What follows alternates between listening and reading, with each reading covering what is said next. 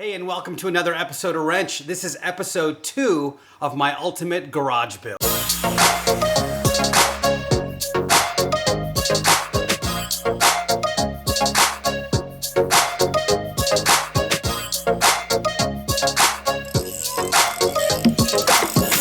Now, when I moved here 1 month ago, this is what the garage looked like.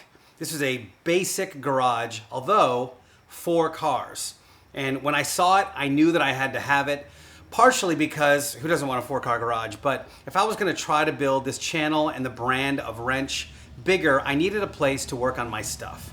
So this garage has to do a lot of things. Number 1, it has to be able to support my blasphemy build. If you guys have been following along with the car that I'm building, it's a hot rod. I need a bunch of space. I was crammed into a spot in San Diego and only had a little single car garage. So number 1, it has to be able to support a build, fabrication, painting, all of the above. Number 2, I wanted to be able to hang out with my friends here and have an event space. So you'll see on this wall right over here, there's a 140-inch screen. So I wanted to have a comfortable place to be able to invite my friends over, have a little cars and coffee before we go off on a drive, or come here, have a couple of drinks, chill out, talk about some Porsches. So number 3, I wanted a place where I could get some work done. You know, if you're trying to build a car or doing a hot rod of any sort, there's a ton of research involved. I didn't want to keep having to go back and forth to the house to like jump on Google or jump on eBay or jump on Pelican or any of the places where I need to get information while I'm in the middle of working on a car. So this area, which is a workbench slash bar slash fabrication area, has to do multiple things, as do many things in this garage. But I wanted the environment to be really cool, cool vibe, cool music, cool lighting, just to be able to settle into a work environment, chill out, throw some tunes on, do some research, maybe do a little work. It's just cool to be around the cars, and I wanted a place where I could be really comfortable doing that. Now, before I take you on the walkthrough, I had a couple of prime directives for the garage. Number 1, if a tool wasn't in use, this is the exception of my welder, but if it wasn't in use, I wanted it to be invisible. I didn't want any visible tools because it's also got to be an event space.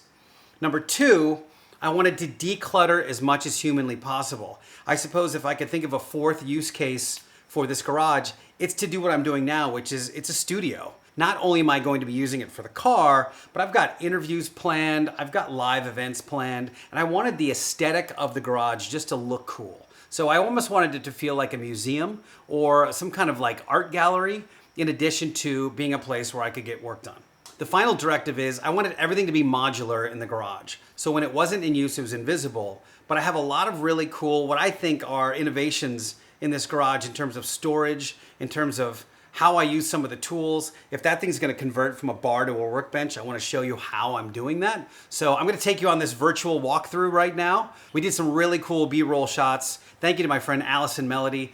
We attempted to do a 1 single shot thing around the garage.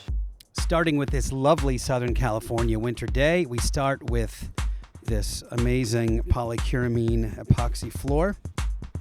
And of course, there's the Gray Ghost, my first 1969 911 build. There's my Sim Racer on the left, my 1/18th scale Porsche collection. That's my Bartesian robot bartender, along with a few original Nicholas Hunsaker prints. A Sparco wheel, and I did 3 layers of particle board with some epoxy on the top. Great painting, honoring Momo by my buddy JJ. That is my whiteboard slash magnet board, as well as one of the surround speakers in my little vintage BMX collection. Then we've got toolboxes, Lincoln Electric Welder. That is kind of my innovation for how I store my bottles, which is on a curtain rod. Little corner for my welder, a couple of Harbor Freight toolboxes. Hopefully they'll be replaced soon with a new sponsor of the show. And but I did want to keep everything really tight. Everything's labeled. I've got everything in every single drawer labeled, which makes, you know, it's cleanup that's so much easier when you organize and label your stuff. It makes cleanup so much faster. And again, one of the main goals of this garage is to keep it really clean. I'm using all Ryobi wireless there. And yeah, that's kind of the tool corner, which is really cool.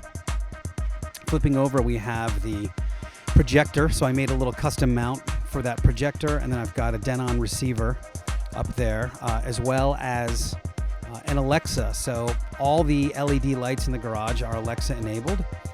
All the colored lights and the big full LED shop lights.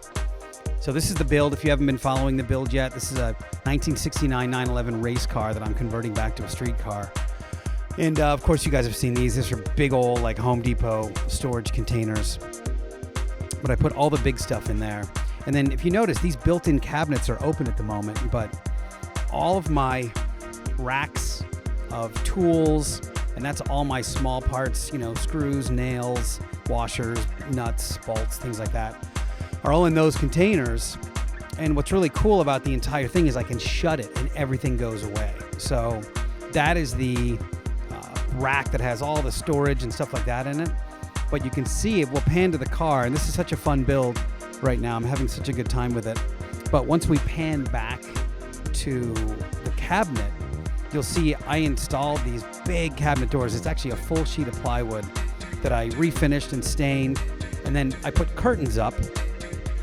So now all that stuff goes away. When you don't see it, you know, when you're not working on it, it all really goes away. And you can see it. I haven't done the floors on this side yet. That's why this is part 2 and not part 3. If you look at that little military case on the upper right-hand corner, there's a SVS subwoofer hiding back there. And then up on a shelf to the right-hand side above the yellow containers is a center channel speaker. And that's what I'm using for really ultimately 6.1 surround sound in the garage. There's the Panamera. If we scroll back to this thing, there's the sim racer all set up. I gave you guys a little sneak peek of what the sim looks like. And yeah, man, I hope you dig my garage part 2.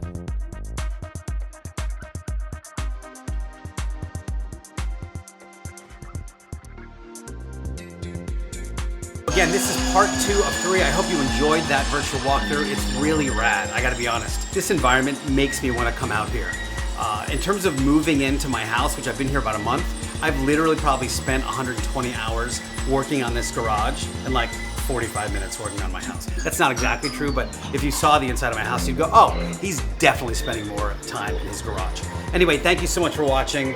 Check out the Blasphemy build. Check out some of the other videos on the channel. Thanks for subscribing. I will see you next time.